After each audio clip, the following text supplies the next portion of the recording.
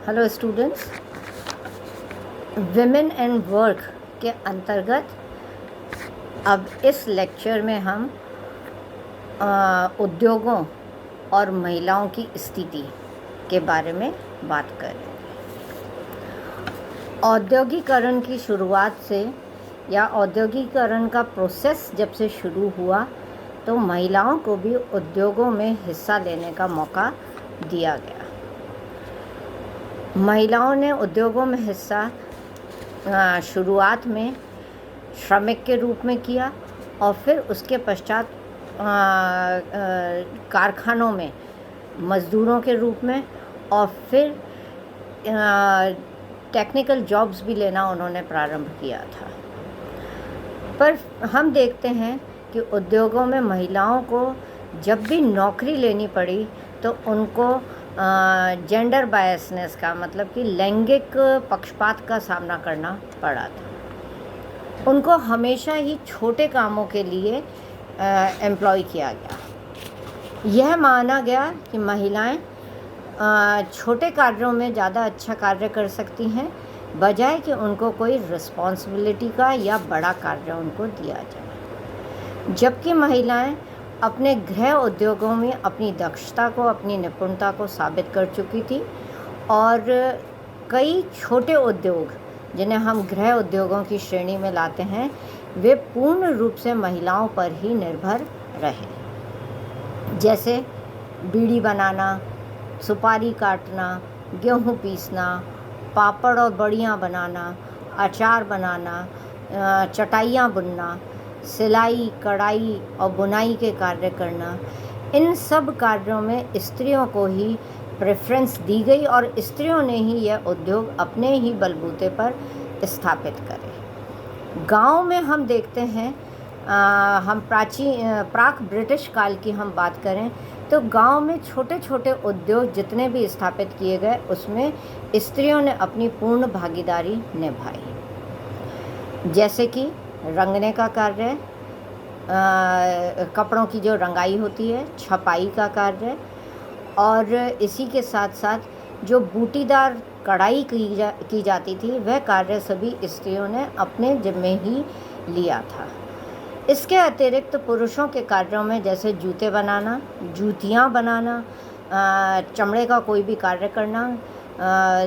Furniture बनाने के कार्यों में भी स्त्रियां बेसिक कार्य वे स्वयं ही संभाला करती थी और संभाला करती हैं। तो इस तरह से हम देखते हैं कि महिलाओं ने उद्योगों में शुरू से ही एक महत्वपूर्ण भूमिका निभाई है। पर हम आधुनिक काल की बात करें तो महिलाओं ने जब से बड़े उद्योगों में आने का बड़े उद्योगों में अपनी हिस्सेदारी दी है तभी से कुछ पक्षपातपूर्ण व्यवहार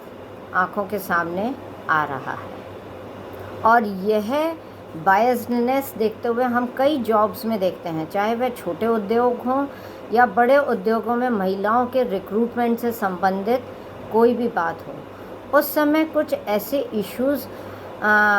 रखे गए जिसके आधार पर महिलाओं को नौकरी देने के लिए कुछ ना कुछ आनाकानी की गई है। पहला अगर हम इसमें लें तो जब लड़कियों को नौकरी या स्त्रियों या महिलाओं ने नौकरी प्रारंभ करी तो जॉब देने वाले जो एम्प्लॉयर्स थे उन्होंने हमेशा ही यंग और अनमैरिड लड़कियों को फेवर किया। इसके पीछे जो तर्क दिया गया वह यह है कि विवाहित स्त्री छोटे बच्चों के कारण कई बार छुट्टियां ज़्यादा लेती हैं। दूसरा, क्योंकि वे अपनी गृहस्थी संभालती हैं इसलिए ओवर टाइम करने में वे हमेशा आनाकानी करती हैं। तीसरा, घर की जिम्मेदारियां उनके ऊपर इतनी होती है जिसके आधार पर वे छुट्टियां बहुत लेती रहती हैं। इस तरह से वो ऑफिस की जिम्मेदारी पूर्ण रूप से या पूरी नहीं संभाल सकती है, इसलिए हमेशा यंग लड़कियों को नौकरी दी गई और विवाहित स्त्रियों को नौकरी की कमी रखी गई, जिसकी वजह से महिलाओं को, जो गृहस्थी संभालती हुई महिलाएं या जिनको नौकरियों की ज़रूरत थी, वे कई ऐसी गृहस्थ महिलाएं नौकरियों से वंचित रखी गई। दूसरा, हम देखते हैं जो इंडस्ट्रियल रिपोर्ट जो सामने आई है, उसके आधार पर ये बड़ा सा फैक्ट है जो सामने आया है, वह ये कि लिटरेसी लेवल, क्योंकि पढ़ने का लेवल लड़कियों में कम हुआ करता था, प्रारंभिक समय की, मैं ब्रिटिश काल की बात कर रही हूँ, कम हुआ करता था, तो उनको अनस्किल्ड कैटेगरी में रखा गया।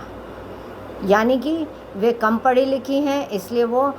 काम को अच्छी तरह से नहीं समझ पाएंगी, इसलिए वे कार्य जो अनस्किल्ड कैटेगरी में आते थे, उन कार्यों के लिए उन्हें नौकरी पर रखा गया था। और पुरुषों से कम वेतन के लिए, जबकि सेम कार्य के लिए रखा जा रहा है पुरुष को और स्त्री को, परंतु उनको सेम कार्य के लिए कम वेजेस या कम तनख्वाह दी जाती थी। वहीं दूसरी ओर एक प्लस पॉइंट जो हमारे को अभी नज़र आता है, जो इसी इंडस्ट्रियल रिपोर्ट में है, कि नौकरियां स्त्रियों को पुरुष की तुलना में देने की प्रेफरेंस, हमेशा उन्हें प्रेफरेंस दी गई। इसका जो कारण माना गया वह यह कि औरतें कम इधर उधर जाती हैं और छोटे छोटे कारणों से वे जल्दी से कहीं शिफ्ट भी नहीं होती हैं कि एक शहर को छोड़ दें और दूसरे शहर तुरंत चले जाएं। वो जिस शहर में रहना शुरू करती हैं वहीं पे ही वे नौकरी ढूंढने का प्रयत्न करती हैं, जबकि पुरुष, अगर उन्हें दिक्कत होती है तो वे नौकरी ढूंढने के लिए तुरंत ही किसी दूसरे शहर को पलायन कर जाते हैं। तो ऐसी स्थिति में औरतों को नौकरी देने के लिए प्रेफरेंस दी जाती है। पर नौकरियां जब हम देखते हैं तो स्त्रियों को, जहां अभी बात करी मैंने कि उनको अनस्किल्ड कैटेगरी में रखा गया, इसलिए उनको कार्य ऐसे दिए गए, तो हम बड़ी इंडस्ट्री का एक एग्जाम्पल ले तो हम देखते हैं कि वाकई में स्त्रियों को हल्के और छोटे कार्य करने को दिए जाते थे। उदाहरण के लिए अगर हम डायमंड इंडस्ट्री का उदाहरण लें, तो डायमंड इंडस्ट्री में औरतों को जो नौकरी दी जाती है, वह नौकरी उनको जैसे हीरों को इकट्ठे हीरे रखे हुए हैं तो उन हीरों को क्वालिटी वाइज अलग अलग करना, या कार्य अगर हो चुका है तो फिर उसकी फिनिशिंग देना या पॉलिश करना, और या फिर उनको कोई भी ऐसे सपोर्टिव कार्य पकड़ा दिए जाते थे जो वो पुरुष को मदद कर सकती है। जबकि टफ काम, जैसे कि रफ हीरे जो हैं उनको एक शेप देना या उनकी कटिंग करना, ऐसे कार्यों के लिए हमेशा पुरुषों को ही सौंपे जाते थे। अन्य उद्योगों की हम बात करें तो स्त्रियों को काम जो दिया जाता था, वे जैसे सामान को इधर से उठा करके उधर रखना, यानी एक डिपार्टमेंट से दूसरे डिपार्टमेंट में पहुंचा देना, या उनको लोडिंग के कार्य में ही, कि मशीन से कोई सामान तैयार होकर के आया है तो लोडिंग करवा लें उसकी, या फिर उसको पैक करवाने के लिए पैकिंग के काम के लिए उनको रखा जाता था। या फिर पुरुष अगर कभी एब्सेंट है नौकरी पे तो उस पुरुष की जगह उस स्त्री को कार्य दे दिया जाता था। मगर एक भारी या जिम्मेदारी का बड़ा कार्य या कोई टफ काम स्त्रियों को नहीं दिया जाता था। जानबूझ करके उनको इस तरह से ऐसे काम इसलिए करवाते थे ताकि उनको कम स्किल्ड और कम वेतन वाली नौकरियों पर रखा जा सके। तो इससे उनको वेतन भी कम दिया जाता था और उनको कम स्किल्ड की नौकरी देने के कारण वे पुरुष की तुलना में कम वेज पर ही कार्य करने लग जाते थे। एक और पक्षपातपूर्ण रवैया जो हमारे को देखने में आया है वह ये नौकरी की भर्ती में, और कहीं पर हम देखते हैं कि कार्य देने में भी कास्ट जो है वह एक बड़ा महत्वपूर्ण रोल निभा गई। और कहीं पर हम देखते हैं कि क्षेत्रीय कारण भी सामने आए हैं। जैसे एक रीजन में रहने वाले लोग, यानी कि अगर किसी गुजराती की फैक्ट्री है तो हमने देखा कि वह गुजराती मज़दूरों को कार्य पे रखने की प्रेफरेंस देते हैं, या फिर कहीं पे किसी और क्षेत्र को, जिस क्षेत्र को वो बिलोंग करते हैं उसी क्षेत्र के लोगों को नौकरी पे रखते हैं। वहीं हमारे को नज़र आता है कि कास्ट सिस्टम जो है